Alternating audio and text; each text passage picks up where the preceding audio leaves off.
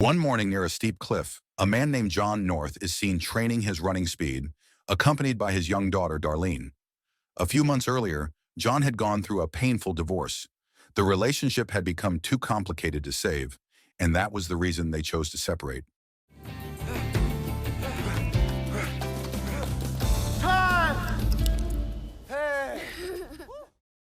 Ever since then, Darlene often questioned their situation, asking whether her parents could ever be together again. Behind his role as a caring father, John is also a highly trained Army sergeant and an instructor responsible for shaping new recruits. As a seasoned soldier who has faced the battlefield many times, he dedicates himself to training others, teaching them how to handle weapons properly, fight with their bare hands, and survive in combat situations. I'm gonna teach you how to throw me.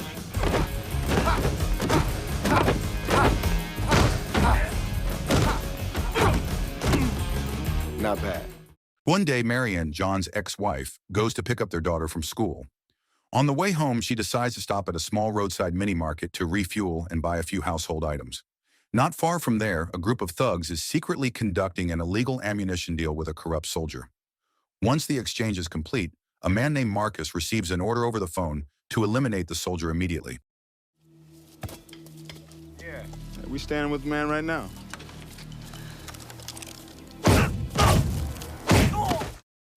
At the same time, John's daughter is outside the building and accidentally witnesses the shooting.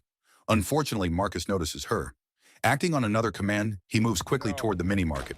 Without hesitation, he shoots the cashier and then kills Marianne on the spot. Just as Marcus is about to kill Darlene, a police officer suddenly arrives at the scene, forcing him to open fire again. Backup units quickly arrive and aim their weapons at the criminals inside. Marcus!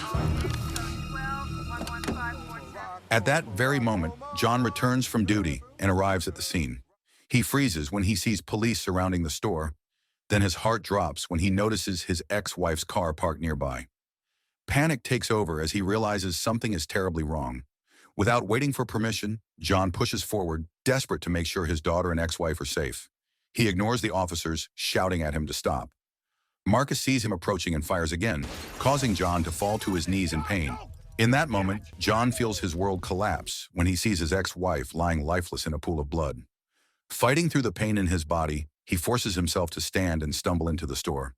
He tries to negotiate with Marcus, but everything changes when Marcus threatens his daughter. With no other choice, John takes down the group of thugs to protect her. Daddy! Take it easy. Motherfucker, watch this!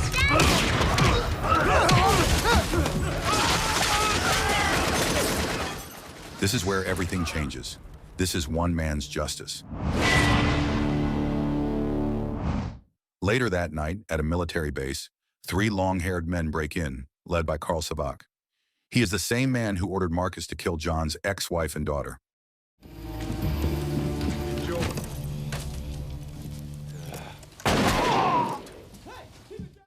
After silently taking down several guards, Karl and his 2 partners force their way into a secured room and steal a high-tech military weapons crate from the soldiers inside.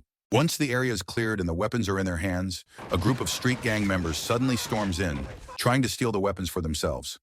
Karl attempts to negotiate, but the gang refuses to back down, and a violent shootout breaks out. I got the gun, motherfucker, but I got the guns.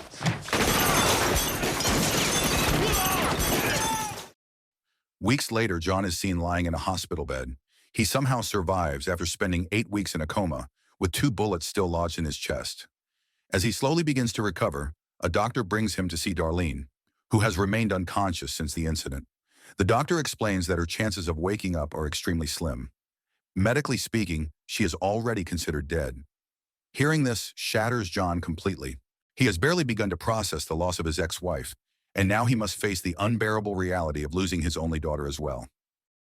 A few days later, Darlene passes away. John stands silently at her final resting place, his empty stare reflecting a grief that will not fade anytime soon. Meanwhile, a shocking truth surfaces at the police station. Karl is revealed to be an FBI agent who has been abusing his authority. His presence there confirms how easily he manipulates power for his own benefit. He immediately orders an officer to release Marcus from prison in order to extract information from him. Not long after, John goes to the police station searching for answers about who killed his family. A female officer named India informs him that Marcus's case has been sealed and officially closed after being taken over by an FBI agent named Carl Sabak. She also hands John the available case files and advises him to speak directly with the agent. John then heads straight to the FBI office to confront Carl and demand answers about Marcus. However, Carl, surrounded by his men, refuses to cooperate. He claims Marcus is under FBI protection and insists that no one else is allowed to interfere. He even downplays the murder of John's family, calling it a minor case not worth attention unless it involves a major drug lord. Hearing this, John feels deeply insulted. His anger finally boils over, and he causes a scene while directly confronting Carl. You do not want to fuck with me. I do. Meanwhile, at the hideout of a powerful drug lord named Dexter Kane, Marcus arrives to deliver bad news.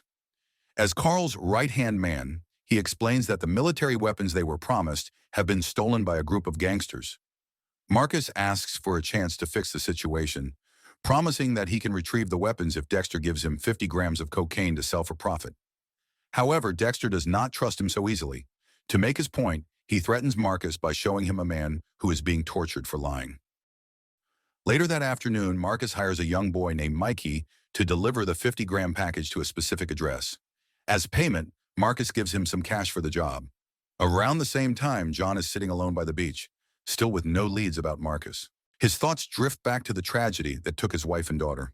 Suddenly, a memory flashes through his mind, a tattoo shaped like a bat that he remembers seeing before. That detail sparks an idea, pushing John to search for the man responsible for destroying his family. Leaving the beach, John begins visiting tattoo shops across the city. He asks around, hoping to find someone who recognizes the tattoo. After several failed attempts, one shop owner finally admits that Marcus once got a bat tattoo there. However, John's intense curiosity raises suspicion. The owner refuses to share any more information, which causes John to lose control and violently confront them. What do you want him for?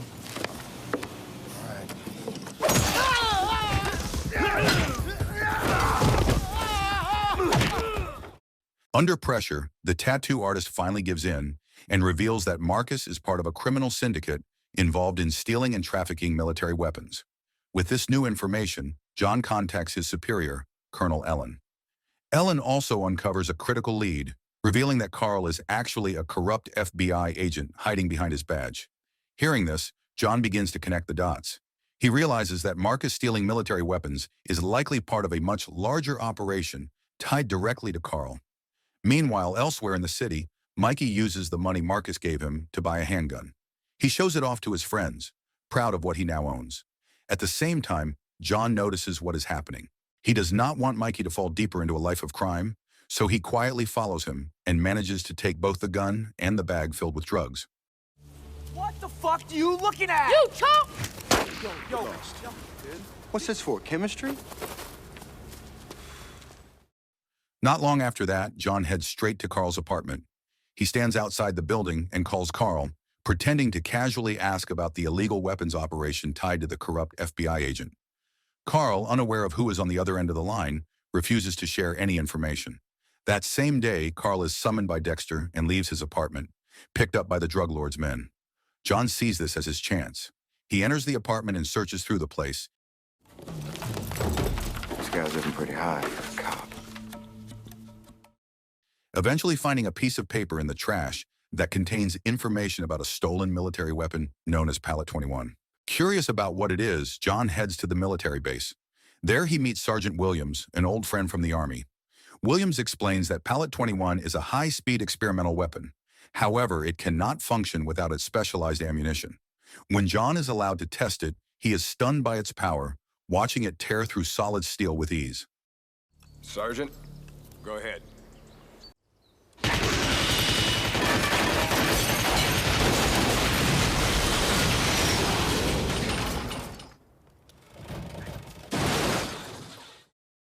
At the same time, Carl arrives to meet Dexter, who is furious because the promised military weapon still has not been delivered. The 50-gram drug package has already been handed over to Marcus as payment, yet the deal remains unfinished. Carl assures him that he will recover the weapon, explaining that his plan was disrupted by other gang members who also wanted it. Back at the apartment, Mikey shows up to confront John. He desperately begs for his bag to be returned, the one filled with weapons and drugs. John sees this as an opportunity. Instead of turning him away, he convinces Mikey to help spread a rumor across the streets. Mikey is told to tell every gangster that John is now dealing Pallet 21 ammunition. The plan is simple. Whoever is holding the stolen weapons will come looking for him, and that will lead John straight to the people he wants. It does not take long. Within 24 hours, the gang responsible for stealing the weapons approaches Mikey. They want him to lead them to John, believing he is their source for ammunition. Word is you're down with some army dude who's got some bullets we're looking for. So some guys came down to the beach last night. Yeah. After informing John, Mikey takes him to the gang's hideout, exactly as planned. When they arrive, John steps out carrying a bag that looks convincing, but is actually filled with scrap. He walks inside and tosses the bag forward for inspection. The moment they open it, John launches his attack. What the fuck? This isn't ammunition.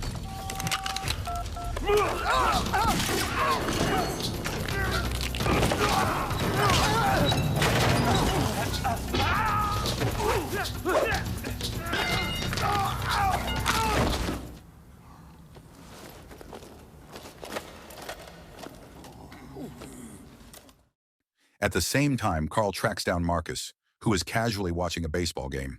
Carl forces him to reveal the identity of the gang that stole the military weapons. After getting the information, Carl hunts them down and finds one of the gang members refueling at a gas station.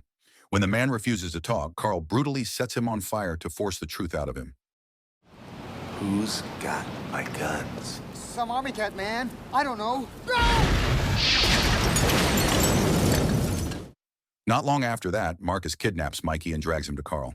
There, Mikey is punished for running off with the drug package.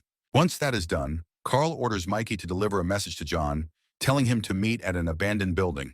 The next morning, John meets Mikey at a park. That is when Mikey finally reveals the truth. The person who ordered the delivery was Marcus, the same man responsible for killing John's ex-wife and daughter. After parting ways with Mikey, John is overwhelmed by painful memories. He can almost hear the screams of his family as they were taken from him. His anger reaches a breaking point. With nothing left to hold him back, he heads straight toward the abandoned building to finish what he started. Inside, he finds Carl and his men waiting. John makes it clear that he is only there for Marcus, the man he believes is responsible for destroying his family. He warns them to leave before he starts counting. If they stay, none of them will walk away unharmed. 1.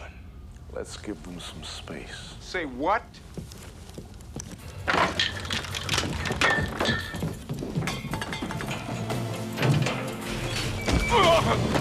After managing to catch up to Marcus and knock him down, John raises his gun and prepares to pull the trigger. But just then, he notices Mikey standing nearby, watching everything unfold. Not wanting the boy to witness another killing, John hesitates and lowers his weapon. That brief moment gives Marcus the chance he needs. He quickly gets back on his feet and escapes. What John does not realize is that this was all part of a trap carefully planned by Carl. The entire setup was meant to frame John and reclaim the stolen weapons. Without resisting, John allows himself to be taken in. He stands in silence as Carl accuses him of stealing illegal weapons that somehow ended up in his vehicle. It is all part of Carl's scheme. Once the weapons are recovered, Carl sells them to Dexter for a massive profit. Meanwhile, while being transported in custody, John asks to use the restroom. Claiming he cannot relieve himself while handcuffed, the agents loosen his restraints. That is the moment John has been waiting for. Fuck this shit. He suddenly attacks the officers and manages to overpower them. After taking them down, John escapes the building. He grabs a police weapon and motorcycle, then speeds away as law enforcement units give chase. At the same time, Marcus is suddenly confronted by Dexter's men at his home. He is beaten and dragged to Dexter's hideout, where he is threatened with death if the drug package is not returned immediately. Terrified, Marcus begs for more time, convinced that Mikey is already on his way with the drugs. As he hoped, Mikey, feeling sympathy for Marcus, finally decides to bring the package directly to Dexter's base. Before long, Mikey arrives at Dexter's hideout and hands over the package for inspection. After testing it, Dexter realizes the substance is nothing more than rat poison. Marcus immediately knows his life is in danger. In desperation, he grabs a gun from the table and shoots one of Dexter's men. As Marcus points his weapon at Dexter, Carl suddenly appears from behind and kills them both without hesitation. Anyway. Everything Carl does is meant to erase his own crimes and clean his name. When the chaos ends, only Mikey remains alive, standing as the sole witness to Carl's brutality. Without hesitation, Carl raises his weapon, ready to kill Mikey as well. But at that very moment, John arrives and steps in to save him. You're the one who's responsible for my family's death. Yeah. You won't be shooting anybody else again, Savak. With no other option, John allows Carl to escape with Mikey. Refusing to give up, John chases after them as they move toward the upper floors of the building. Carl opens fire from the side, forcing John to take cover. Unable to spot him, Carl threatens to kill Mikey unless John reveals himself. As Carl begins counting down, John suddenly appears from behind and attacks him. After telling Mikey to run, John chooses not to use his gun. Instead, he challenges Carl to a brutal hand-to-hand fight.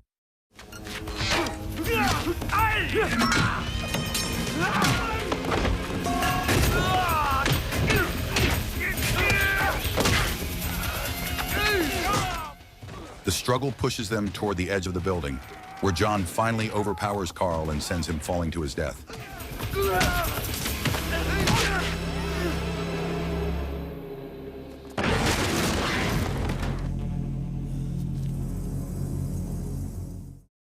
When everything is finally over, the story closes on Mikey, who chooses to leave his past behind and start a new life with hope for a better future. So the moral of the story is never trust shady people with guns, tattoos, or emotional backstories, because one bad decision can turn your whole life into an action movie nobody asked for.